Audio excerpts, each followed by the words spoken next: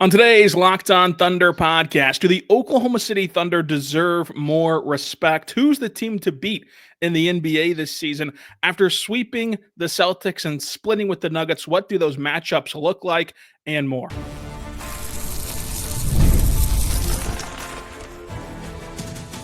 You are Locked On Thunder, your daily Oklahoma City Thunder podcast. Part of the Locked On Podcast Network, your team every day. Let's get it going on the Locked On Thunder podcast, on the Locked On Podcast Network, your teams every day.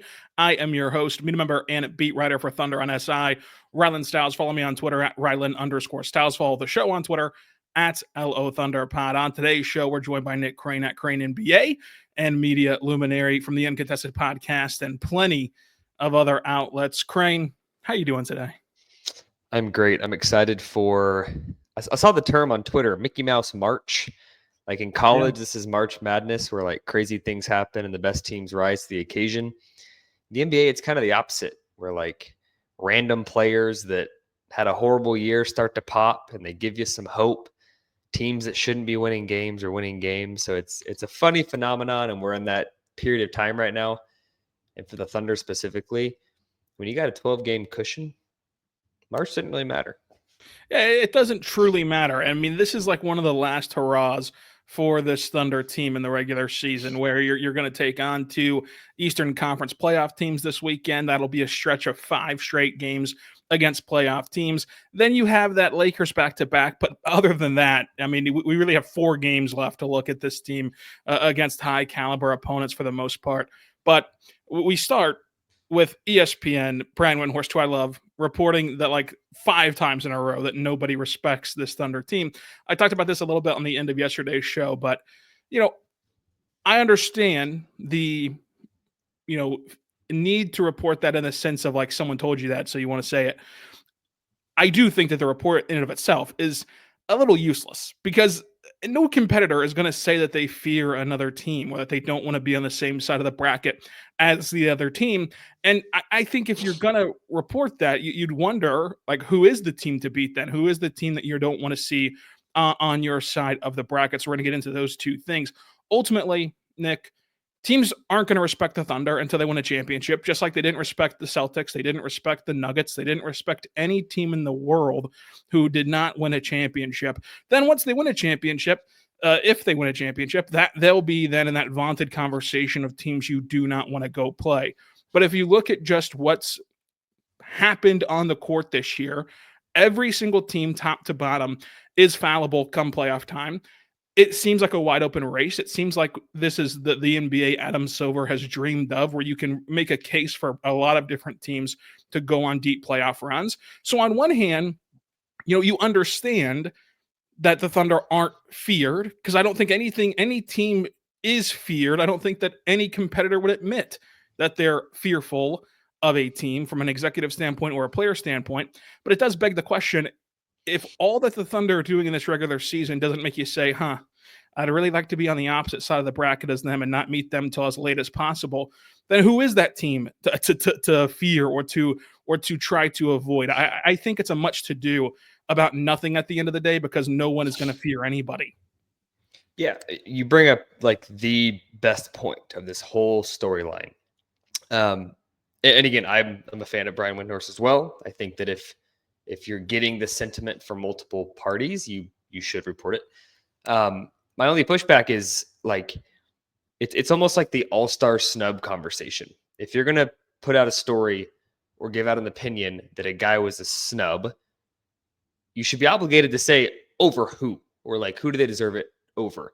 It's the same here. Like, teams can say they don't fear OKC or they're not the team to beat in the West, but then you should also be obligated to say, like, then who is, to your point. And so I think that's the bigger storyline here. It's not that teams don't fear OKC. It's, if not them, then who?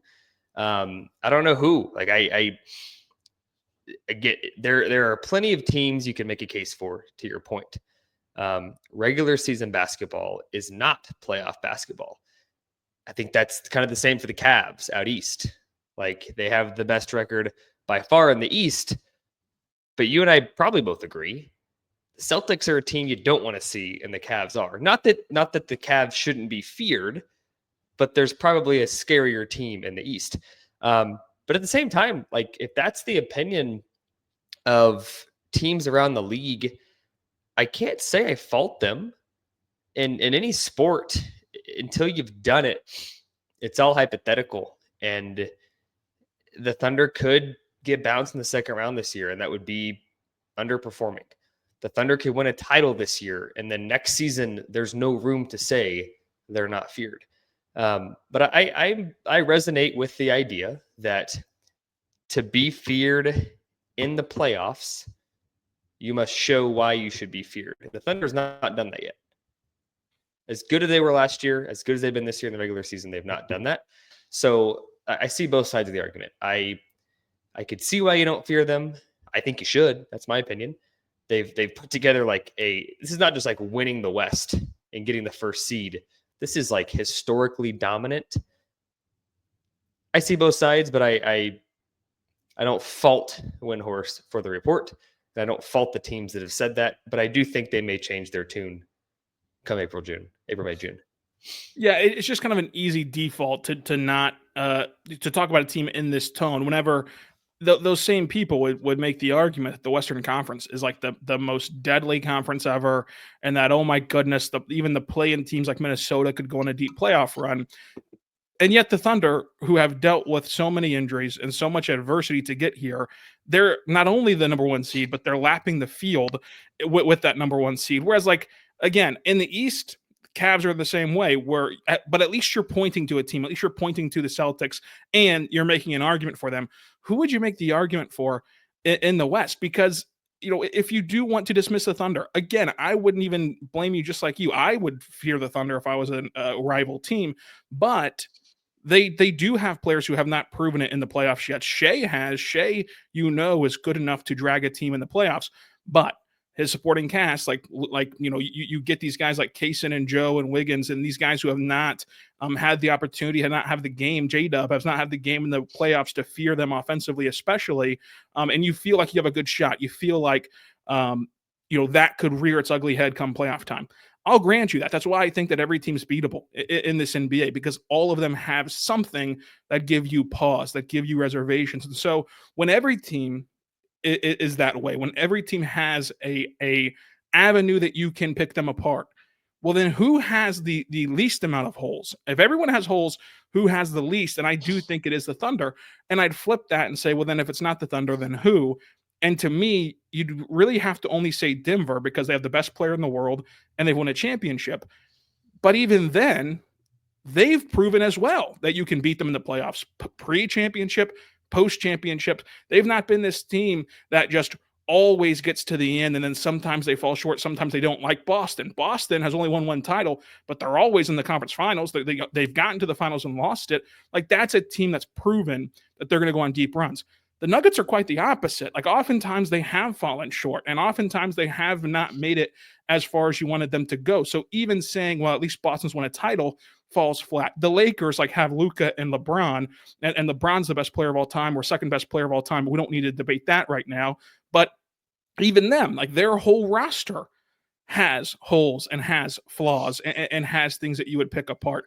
To say that you don't care what side of the bracket you fall on is kind of, in my opinion, ludicrous, whenever in all likelihood this is coming from the Lakers and the Nuggets or whoever, who are already on the other side of the bracket. So they're never going to have to have egg on their face for saying this, because they're not going to fall to the 4-5, or if it's the Warriors, who the only other contender who's not the Lakers or the Nuggets, they're not going to slide up to that 4 or 5 matchup, to where none of these teams who have a legit chance, unless it's coming from Houston or Minnesota, Houston or Minnesota or Memphis, are going to have a chance to play the Thunder before the conference finals. So it's just all a bunch of nothing.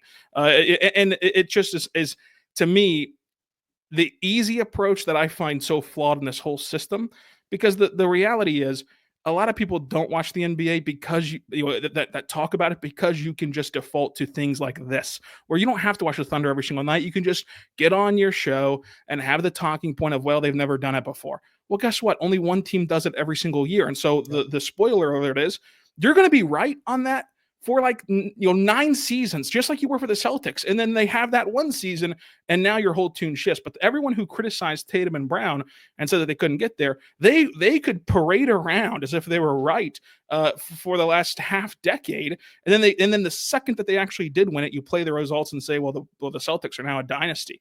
And to me, it's not as bold, or it's not as interesting to talk of things in that terms, because there's been plenty of great teams who have not won a championship, and the championship in and of itself involves some luck with injury, involves some luck with shot variance and things like that, to where all this to say the Thunder aren't going to get that respect, and you shouldn't expect them to get that respect until they actually win it. But if you are just objectively looking at what every single team's resume looks like heading into the playoffs, the Thunder are the team to beat, and they might not win it, but they are the team to beat heading in. And I don't think that you can really pick them apart. It's just been interesting to see them viewed sort of like that Hawks team was viewed, where it's like, yeah, they're the best team in the West and in the East, but come on, the Hawks aren't going to go do anything. And that's just so far off base, because that Hawks team, is nothing compared to what this Thunder team is, because the Thunder have all the ingredients. They have a superstar player. They have a great head coach. They have incredible depth. Like they have complementary players next to that superstar, in that 2 through 4 line. Like they have it all. It's just a matter of going and doing it. And until they do it, they're not going to get that respect. But again, how can you say they're not the team to beat this year whenever we've seen all the other teams also get beat? So now it's an even playing field. Yeah. My only other 2 comments on this, and we can move along. I forget who said it. I don't know if it's been coined by somebody, or if it's just a term that I've heard. The regular season is all about what teams can capitalize on their strengths. The playoffs are around which teams have the fewest weaknesses. I'd argue the Thunder have the most strengths and the fewest weaknesses. Like that's why I think it will translate. And then 2, like you bring up a good point earlier. Everyone talks about Memphis missing Ja, and then missing Triple J, and all these teams missing players, and that's the reason their season hasn't gone as well. I don't have the numbers. This is something that would be easy to look up. I don't have it off the top of my head. I would venture to guess Shai has had both of his co-stars in Chet and J-Dub 15% of all games this season, 20% of all games this season. Like, if any team has an excuse to not be as good as you thought, it's the Thunder, and they still have been. So do they deserve respect? Without a doubt. Do they deserve to be feared? I think that's what they have to prove in the playoffs. I would agree. I think that the playoffs will be the end all be all. It's just, should Minnesota have feared Denver last year? Conventional wisdom would tell you yes, and look who won the series. Like look who got the job done. So all of this means absolutely nothing at the end of the day. But coming up, let's talk about what does mean something, and that is how the Thunder matched up with Denver this season and Boston, as those 2 season series are over. But first, I want to say right now about our good friends over at FanDuel. Go check out FanDuel today, because March Madness is here, and FanDuel is giving you a chance to get on the action like never before. Right now, new customers can get $200 in bonus bets when you just win your first $5 bet. That's $5 bets. If it wins, you get $200 in bonus bets. That's 200 extra bucks to spend on everything from buzzer beaters to Cinderella stories, and even who's going to cut the nets down at FanDuel. So just go to FanDuel.com to join today and get in on the hoops actions as the tournaments begin. And again, you first $5 bet. If it wins, you get $200 in bonus bets. If you're only an NBA fan, don't worry. You can go check out the lines for this Cleveland-Memphis game, where Cleveland is 1.5 point favorites on the road in Memphis. Go check it out today at FanDuel.com. We're back on the Lockdown Thunder podcast on the Lockdown Podcast Network, your teams every day. I'm Rylan Stiles. Joining us today is Nick Crain from the Uncontested Podcast. Nick, we've seen this season series end with Denver and Boston. Let's start with Denver, because I think that, of course, that's a more pressing issue in your own conference. I think that these are the 2 best teams in the Western Conference. I think that these 2 teams should meet in the Western Conference Finals. And I think that the season series showed us exactly how the playoffs will go. It's going to be hard fought. It's going to go to 7 games. Each of them have advantages over the other. And anytime a series goes to 7, you throw your hands up and just say whoever wins the game, of course, wins the series, and it doesn't necessarily define anything other than on that night you were the better team, and these two teams are well within their right to think that they're title contenders and that they can go win the West. Home court advantage matters, elongated rosters matter, but ultimately, like, Denver's going to have games in that series where their role players are really hitting. Jamal Murray is cooking even against a historically great defense, and Jokic is the best player in the world. On the flip side, they're going to have games where their guys aren't hitting shots, and the Thunder are clicking, and the Thunder win those games. And that's why I think it'll be such a series of roller coasters of emotion and who handles those emotions the best. And so you can make the argument to favor Denver for being more battle tested in that respect. But I'd pick it right now, Thunder in 7 on their home floor. I just think that this would be an absolute title fight of it's impossible for me to get there of, well, how could either team end this before 6-7 games? To me, that's impossible. It's going to have to go 6-7 games, and I lean fully into a 7th game to decide things. I'm going to push back a little bit. I think this is a series the Thunder win in 5 or 6. I really do. And wow. And there's obviously recent data points that would suggest differently. These two teams just played twice on Sunday and Monday of this past week. I could eat my words. I ate them last year going into the Dallas series where I didn't believe in their role players. But, like, respectfully, PJ Washington is a much better and more consistent role player than Peyton Watson hitting threes. And I think that Derrick Jones Jr., the way he killed the Thunder, wasn't necessarily the threes. It was like that vertical lob threat transition. Just the ways that the Mavs role players last year could beat the Thunder were easier to see, though I didn't believe in it, than the Nuggets. Like, as good as Christian Brown is, having a breakout season, as good of a defender as Peyton Watson is, Russell Westbrook is probably the most polarizing night-to-night guy in a playoff series. Jamal Murray is polarizing night-to-night.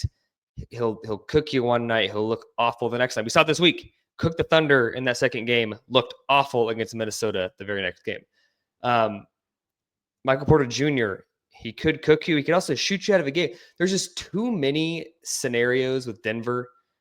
Like, if I'm playing the odds, like, is there a world where they win 4 games against the Thunder? Yeah. If some of those pieces all click, it could happen. I just don't see it with Denver clicking more than twice in a series at most. I just don't.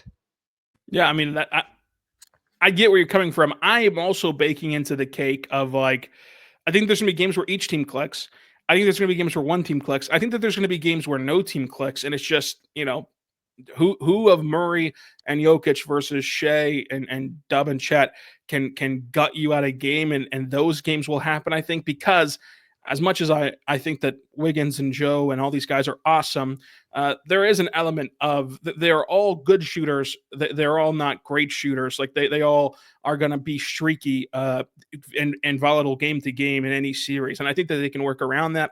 I think that they can get to the finals. I clearly just said that they're going to go to the Western Conference Finals and go 7. But I think that each team has some concerns in that respect. And it comes down to, who do you trust to execute at the end of those games whenever neither one of them is clicking? And I would, talking it out with you, I would see your point, because with Denver, if they're not clicking, they're much easier to guard. Whereas if Oklahoma City's not clicking, they still have an element of being really tough to guard. So maybe that's kind of playing into your point of how the Thunder could end the series in a quicker pace than like 7 or 6 games. Yeah, I could totally see the 7 game you're talking about, but I could also see it being completely different. Like, if the series starts with 2 games where Russ is 2 of 11 and 2 of 14 from the field, and Christian is not hitting, like, it could be 2-0 very quickly. Very quickly. Yeah, I mean, it very well could, especially in OKC to start out that series. Now, from an opposite standpoint in the East, we both talked about Cleveland and Boston being the tops of that conference, I would still favor Boston to make it out of the East as of this moment. I still have some reservations about Cleveland, the same way you do about the Thunder. Like with the Thunder, it's all about their shooting and all about their connective offense off of Shai. With Cleveland, I still do worry about in the playoffs when it's a half court game and everything slows down, you can kind of hunt matchups. They have two very small guards that you can go hunt, and how they handle that and stagger those guys, which they have the ability to because they have Jerome. They have these guys who you can play in place of either one, but always keep one on the floor. And if you only have one on the floor, it's very easy to navigate through these hunting of matchups. But I still do have reservations about them.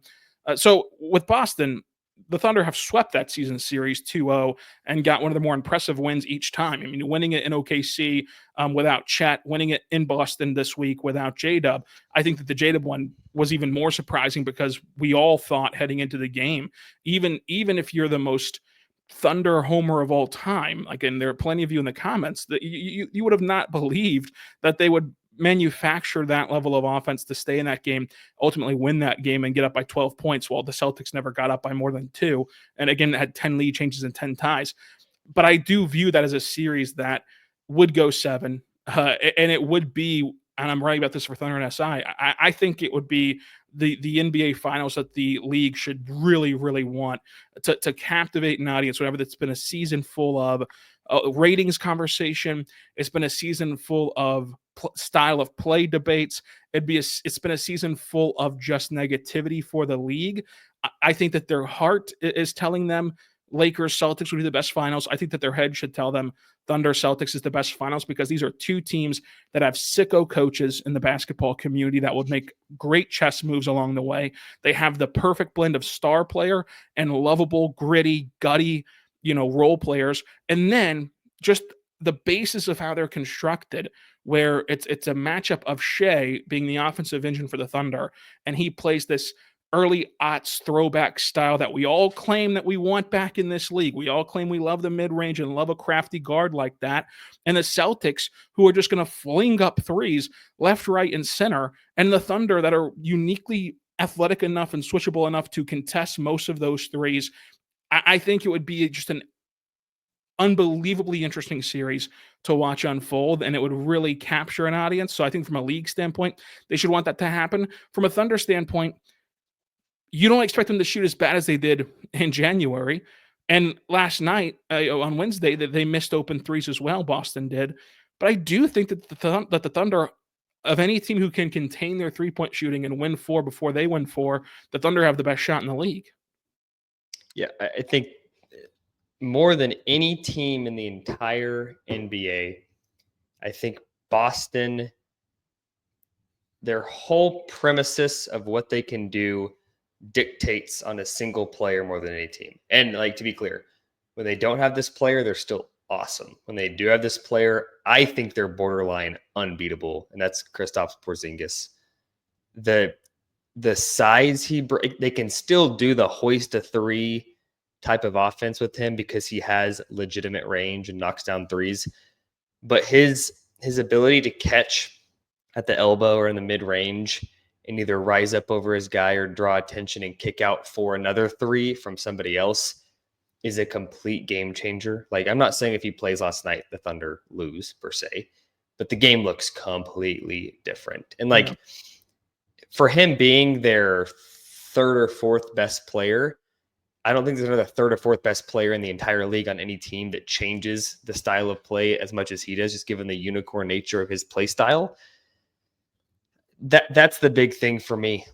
He's always got injury concerns. Now he's got an illness that's undetermined. I think it'll be figured out by the finals. I hope, just from a personal standpoint. You don't want anybody in the world, in the league, to have something they don't know what's going on with them.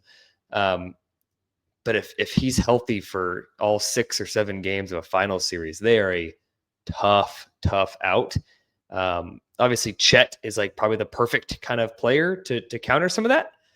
But even then, they're going to be tough. It's a series the Thunder have had success this season. They've won both games by a pretty good margin.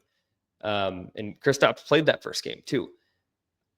I believe they can beat the Celtics, but the margin of error is pretty slim, barring and then you and I have talked about this in the past, barring J-Dub making that leap in the playoffs. If J-Dub makes that leap as like the bona fide second guy that can win a series of the scoring, then I don't know how you contain the Thunder. That all flips the conversation to like the Thunder is the team to beat.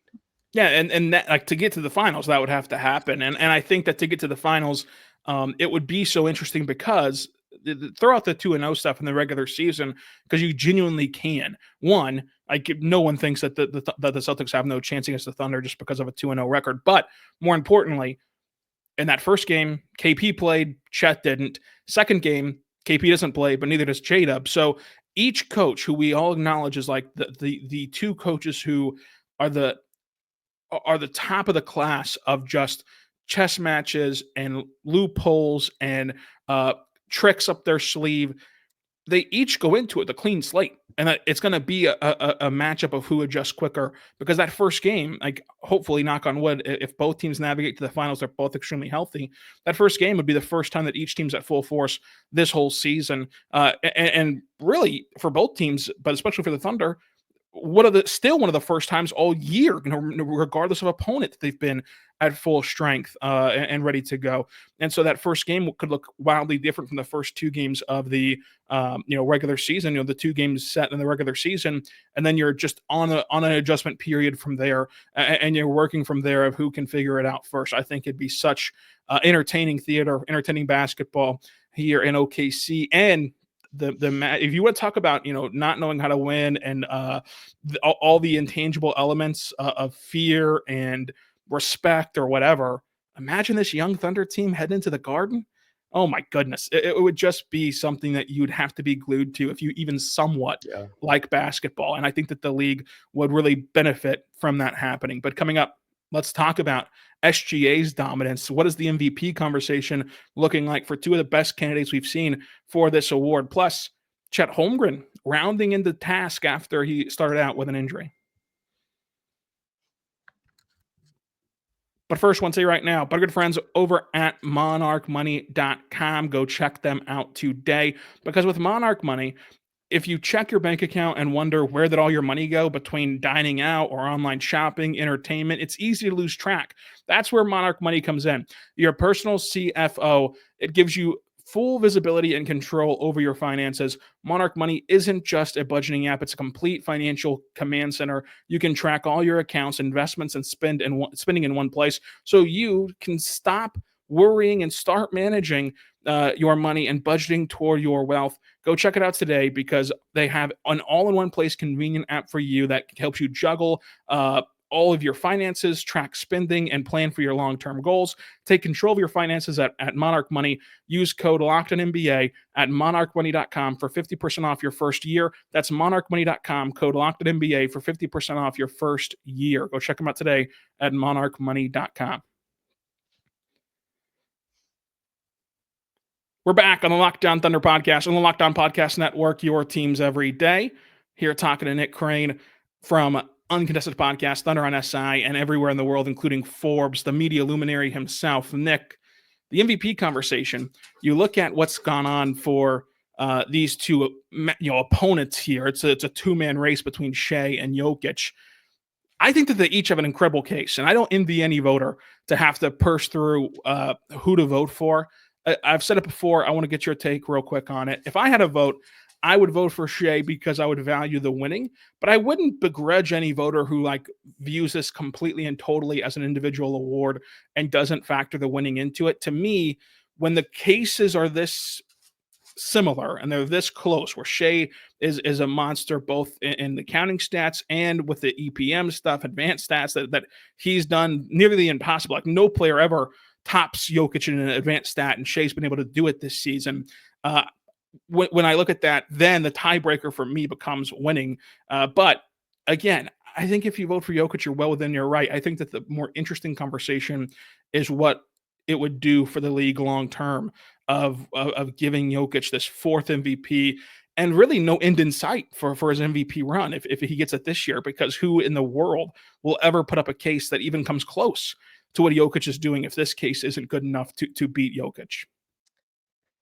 Yeah, I'm with you. If you are Team Jokic, on this race. I don't blame you. I would vote Shai for a couple of reasons, and I think that the discourse, it's never going to be this way, should be propping up the person you think should win, not discounting the other, because both are having unreal seasons. Kind of my point earlier, if the Thunder was just a couple games in the lead for first, it would be a whole different story. But like, Shai is leading a team that has missed Chet Holmgren a good chunk of this season, Hartenstein a good chunk of this season. Jalen Williams has missed games here and there. Alex Caruso has missed a lot of games. Like the number of games where the roster has been almost fully healthy is very, very, very small. You can say it for a lot of teams, but it's very, very, very small. And they are still net rating wise, point differential wise, could win the West by a margin, all of the above in the historical category. Like we're talking KD Warriors-esque, 96 MJ Bulls-esque. And the game has changed, of course. Like circumstances are different. It'd be one thing if he was putting up, Donovan Mitchell numbers, and that's the reason Donovan Mitchell's not in this conversation. If he's putting up Donovan Mitchell numbers and was still winning at an incredible rate, it would be one thing. But he is leading the league in scoring by a wide margin. He plays really good defense and does not get enough credit for it. I don't know if the odds have changed. He's top 5 or 6 in Defensive Player of the Year odds in Vegas. He's playing with one of the youngest, most experienced teams in the entire league. And I could go on this same exact rant with a list of accolades for Jokic, which makes the MVP conversation so fun. But I think what it comes down to is like, what do you value as a voter? And everybody's going to have different answers. But I think if you look historically, the things Shai has done have generally been rewarded. And I think that's why, like, I'm not going to say knock on wood because I don't have any skin in the game in this, but I would be pretty surprised if Shai did not win the MVP. I think Vegas odds suggest he's the heavy favorite. He plays his 65th game in this upcoming contest that like solidifies he passes the game threshold. Like it would take Jokic an unreal finish, in my opinion, to even have a shot to win this award. Yeah, I mean, we'll have to see how the season comes to a close. But looking ahead real quickly, the Pistons and the Bucks are on tap this week for the Thunder, and then they'll have a couple of days off. They've had Thursday off, they'll have Friday off to play that back-to-back, a couple of days off leading into Sixers and Hornets. We'll be back to preview that Hornets game, luckily for us. But, really, it's just these two Eastern Conference games. Now, without Jada making the trip on the road, there's not a ton that you can learn from these games, win or lose for the Thunder. And we've talked a lot about how from this point on, the scoreboard is kind of academic, as Chris Fisher would say, for the end of the season for the Thunder, because they have such a huge cushion on that number 1 overall seed in the West. But Chet Holmgren will be someone who I think is under the microscope, especially after that Celtics game, which we're going to have a film room for Chet this afternoon on Thunder on SI, talking about his best game since he's returned from that hip fracture. And he played in his first back-to-back set Sunday to Monday against that Denver team. He didn't look good in that second night, and he did look like he didn't have his legs under him, but it was a good step that he even got out there to be able to play in that game, in my opinion, from Chet. And this back-to-back sets up pretty similar because you have the 2 off days in and out of a back-to-back, which is still rare. And you do start one at 6 and start one at 8:30, not quite the disparity as noon to 7, but still some more leeway than normal. So I wonder if he would play, but regardless of that fact, between what you saw against Boston and between what you saw on Sunday against Denver, where I thought Sunday he was excellent. He just got in foul trouble, so his box score wasn't as gaudy as it could have been. But I thought he was excellent on Sunday. I thought he was really good against Boston on Wednesday. How have you seen Chet kind of round into form here? This take I'm about to give you is not grounded in data because I've not researched the data. This is the eye test and what I think I've seen. Okay.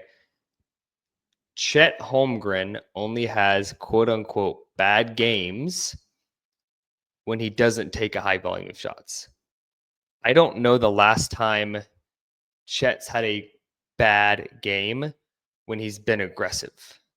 I feel like when Chet has the games that people question or the fan base gets upset over, it's because he takes 5 or 6 shots, whether that be because of foul trouble or because he's not aggressive. But anytime Chet takes 12 to 15 shots, again, it's not grounded in data. He plays really, really, really, really good, and he puts up incredible numbers. He's always going to do it defensively. Always, always. It's the offensive side of the ball that fluctuates most. So for me, like what I've assessed from him, when he's aggressive, it's still there. And what I want to see moving forward, aggression, especially with Jada about. And so that's the big thing now in the playoffs is, will you take the shots? Because the team needs you to. That's my take on it. So we'll see this weekend. It's another good opportunity for him with Jada about to step up as he did against Boston. Nick, thanks for joining us. They can go find you at Crain NBA to see all the stuff that you're pumping out. Go check us out, Thunder on SI. And until tomorrow, where we recap the game against Detroit, be good and be good to one another.